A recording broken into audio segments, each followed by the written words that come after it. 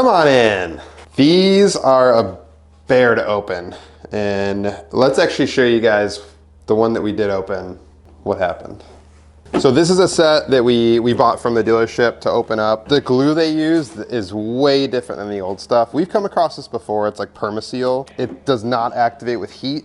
What it does is it just gets like softer, but it still doesn't like want to let go. So you could see here, like there's just a lot of pry marks. We had to kind of like open them up pretty aggressively because the glue is tough. We put them in the oven at like longer heat cycles, but still like I think this light we had in there on and off for about an hour and 20 minutes, where usually with a 15 plus it'd be like 10 or 15 minutes. And this to me, like it took a lot longer. And on top of that, I don't like the look of it very well, especially like the parts we had to like really pry open. So we've done a lot of these lights before and haven't had like this hard of a time. Just in comparison, this is a 2022 BRZ headlight that we have in, and you guys can see like the difference between this one and that one. Like there's no pry marks, the channel is nice and smooth, like there's no like problems here like that other one has. So we've dealt with that sealant before. This had the same Permaseal. It might even be the same, I think it's the same factory these come from. There's just something different. I don't know if it's like the backing plastic is softer, but it really does not like being pried open like that, like the old lights did. So just so you know, like we can do it. It's just something about that glue is like a little different. What we're gonna do this time, and probably going forward from now on with these lights at least, is gonna be cutting them open with our ultrasonic cutter. So that I'll show you guys how to do in just a moment. So this is our ultrasonic cutter here. How this works is it's pretty much a very, very sharp, like almost X-Acto knife blade. And then what this machine and this handle does is it really quickly vibrates or oscillates this blade. So it heats up and it just kind of melts through plastic like butter. This is really good for more detailed projects, stuff that you need like very small tolerances on. The gap that it leaves is less than 1 millimeter. So this is really handy. We use this on certain vehicles. A lot of domestic stuff we'll use this with. So we're gonna use it for this one. This is the first Subaru light we've ever had to cut open.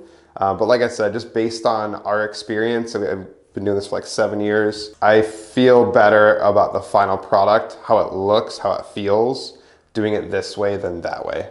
What we're gonna do is cut this open. After we've done our modifications, we're going to plastic weld the seam that this leaves.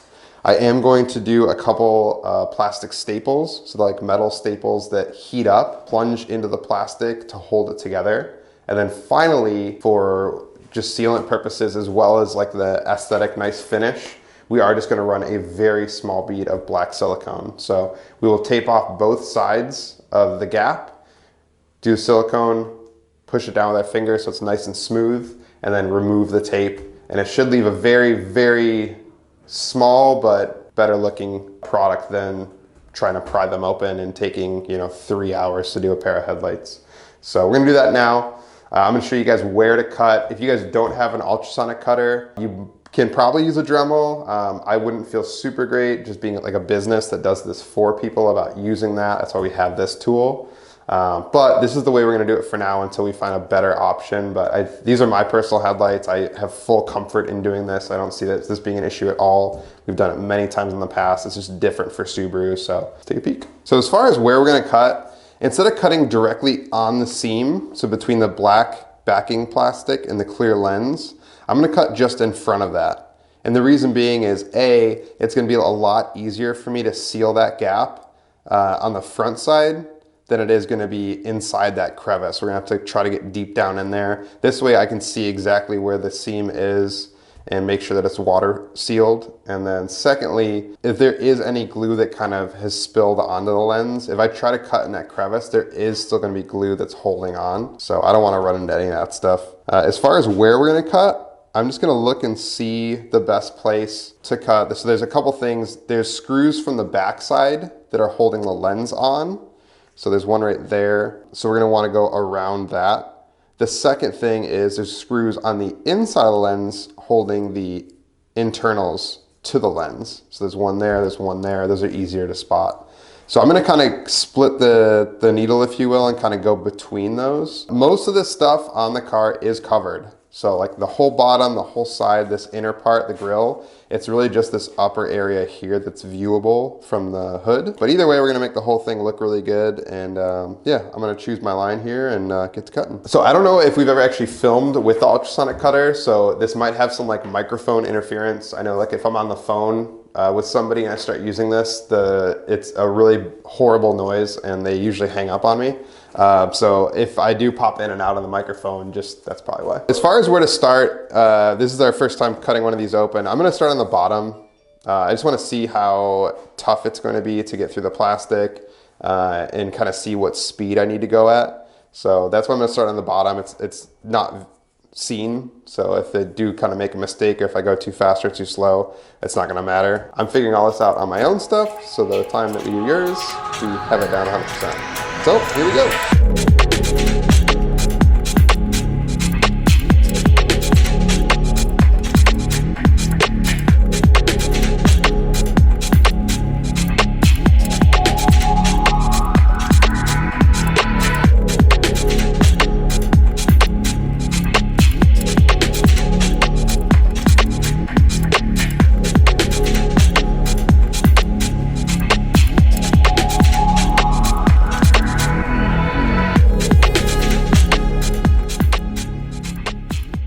So I'm gonna go ahead and just unscrew this inner bezel out, and then we're gonna wrap this outer lens with some cellophane just to make sure no dust or debris gets in there while we're working on these. And it looks like these are the base and premium headlights. So we got 1, 2, 3, 4, and 5. And then this piece usually, well, let's see actually. There's gonna be a couple different pieces that make this up. There you go, I'm gonna start from the outside, there we go. All right, so this is actually 3 pieces. There's this main piece here. We have the running light, or parking light I should say, and amber turn signal cover. And then we have this amber cover. So this reflector pops out of the black backing piece, but that's how it comes apart. So as you can see, there's nothing here for a sea light. It's just plastic. So this gives us a couple different options. One, we can either leave it as it is, so it just looks like that C shape. 2, we can black it out just to give it like more of a stealth appearance of the whole headlight. We could paint it like a color to match. We could do like white to kind of make it stand out. We could do red to match the car. I'm a little undecided. The other thing we could do is we could run a strip along the top to kind of mimic that eyebrow look. Decisions to be made. So we got the amber out. We are gonna paint this black just to kind of complete the blackout look. So we're gonna take the rest of this apart. This little turn signal cup I'm gonna pop out. I'm a little torn about doing this black or not. Anything that we paint is going to diminish the output, and it looks like the raw plastic underneath. Sometimes what we could do is strip this, and it's black plastic. This appears as though it's going to be like a tan or brown color, and I don't want that. So yeah, I'm a little torn on this. If we do a black to kind of complete the stealth look, or do we go ahead and just leave it chrome to maximize the light output? So that's another decision we're gonna have to make here as we proceed with this headlight build. This shroud here, if you look underneath, there is a little tab. So I'm just gonna take a hook tool and just release that. And then the top is like a hinge, so as you pull up, it just pulls right off. This is already blacked out. Nice, Subaru, appreciate that. And this is gonna be our new projector. So this is a bifunction LED, as they call it, or it has a flapper, a mechanical flapper inside that drops down to allow more light out at a higher angle. So that's the high beam. So it's a dual function unit. You can see the lens is much smaller than the old headlight.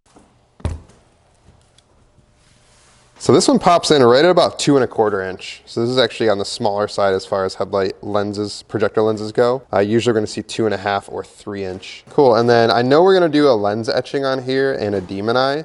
So just as far as planning for that goes, this whole unit up top, it looks like it's kind of sealed in. Either way, we're gonna wanna put a demon eye right around this area. So we are gonna have to try to figure out a way to bracket this up, make the demon eye fit. It is a smaller space. I might have the demon eye sit, usually they sit front to back. I may have it sit sideways on this specific project, but we'll get into that in just a moment. But as far as this lens go, it is, I don't know if it's like sonic welded or what, but you can see there's 1, 2, 3, 4 spots where it is. So this is one, we could use the ultrasonic cutter, but I'm concerned it's gonna like leave marring on the actual like plastic clear lens. What I've done for these in the past is just simply apply a little bit of pressure in that gap, and it usually wants to come apart on its own. Worst case scenario, we do have an extra light, so I could use that, but I feel pretty confident that's gonna do the trick. So these came apart unscathed. Whoop, cool, so we actually have a couple different shroud options here. We actually did purchase a 2021 Subaru Levorg headlight about 8 months ago. So this shares the same front end as the 2022 WRX. This allowed us to develop a new halo shape, which is our 2022 WRX halo shape, as well as a couple other components for these headlights. So as far as the USDM ones, they are a little bit different. Luckily the shape is the same, and these halos that we had made actually fit a lot better on these ones than the JDM ones. These do pop up a little more aggressively, whereas the USDM ones actually recess.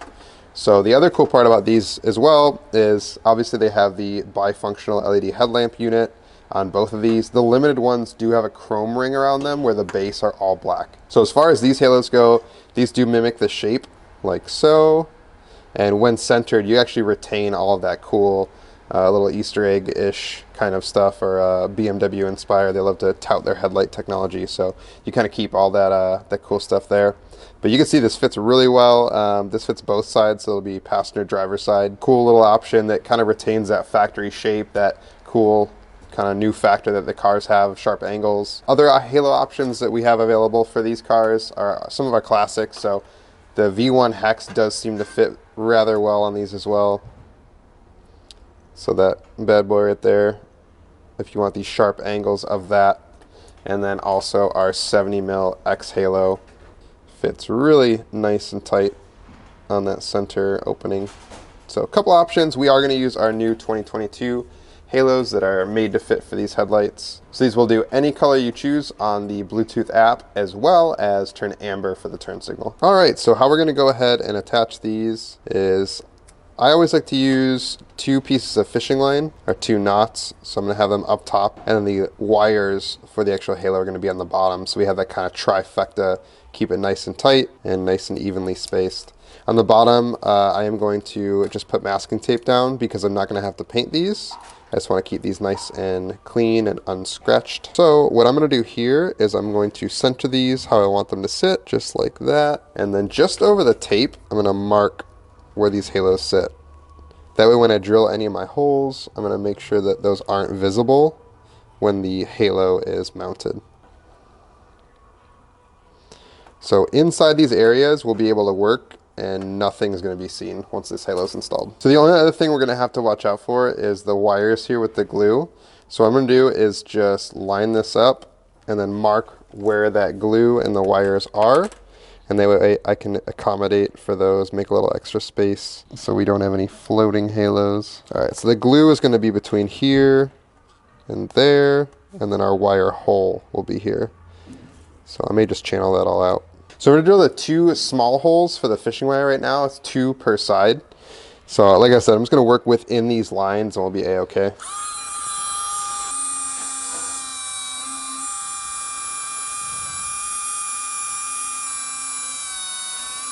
All right, we're gonna go cut this out now.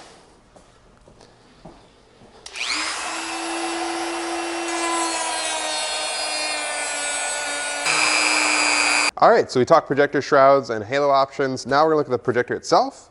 So I think we might look into doing like projector swap options, but for right now, we are going to etch the lens with honeycomb and also do a demon eye. So for these, we're gonna use the profile prism demon eyes. They pair really well with our circuit demon halos. So for this, what we're gonna do is remove the 2 bolts for the factory projector lens. This is going to come off and very carefully put it over there. So we got this to work with. As far as the demon eye itself, like I mentioned, typically we mount it this way. The issue with that is it sits way too far forward for the projector, as you can see. So we're going to mount it sideways. And the best way to do that, because there's nothing here to support bolting it to, we are just going to modify an H1 projector bracket. If we kind of line this up and see like where it would fit, we have screws right there already. So if I line this up, it actually works really well with that one. The only thing is there's this little kind of outcrop in the way. So I'm just gonna take this projector out. All right. And then I'm going to trim that with a side cutter. So go ahead and just pop that off. And then we're gonna put the projector right back on.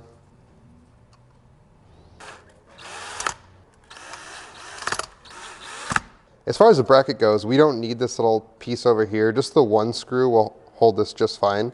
So I'm gonna go ahead and cut this end off the bracket as well. So I'm just gonna go ahead and use this side cutter, put the screw through this hole, and then through here.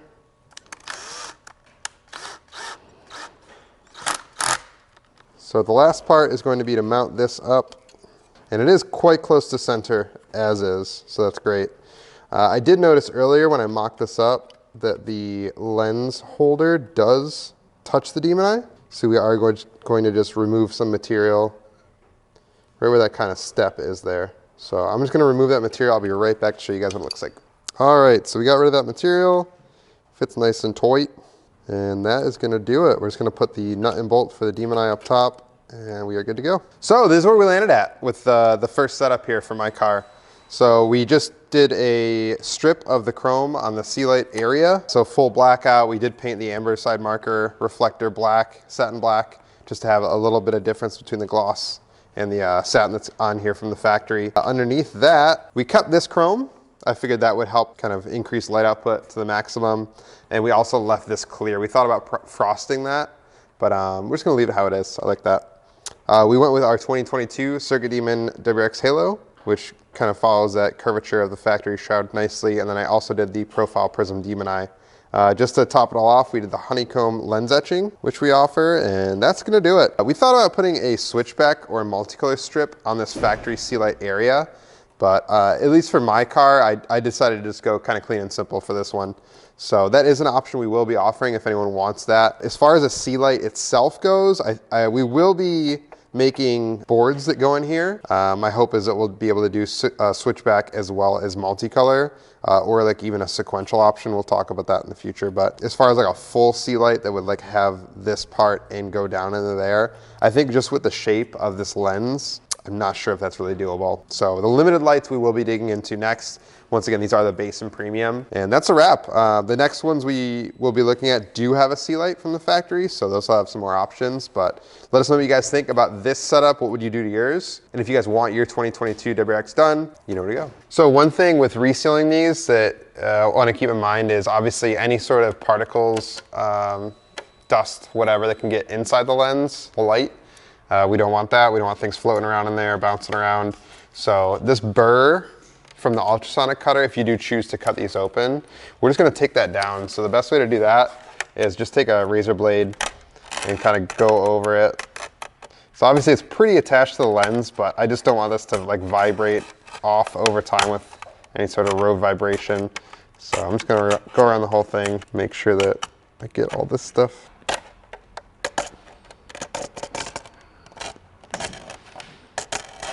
So we got the inner burr off here. The outside's fine to leave on because we're gonna plastic weld that anyways. So we're gonna go ahead and put it together the same way we took it apart. Sorry, I'm just picking. Which is the lens, then this inner housing, and then that's gonna go onto the backing. So I just blew this out really nice with some compressed air. I'm gonna do the same with this. And I do find the dust really likes to stick on this stuff. So I might actually blow this out again once I put this in the lens. And then one thing to note with these as well, this is kind of like a little thing that I saw, but back here there's like a little tab that this corner locks into. Just make sure that's all set. Cool, this looks all good to me.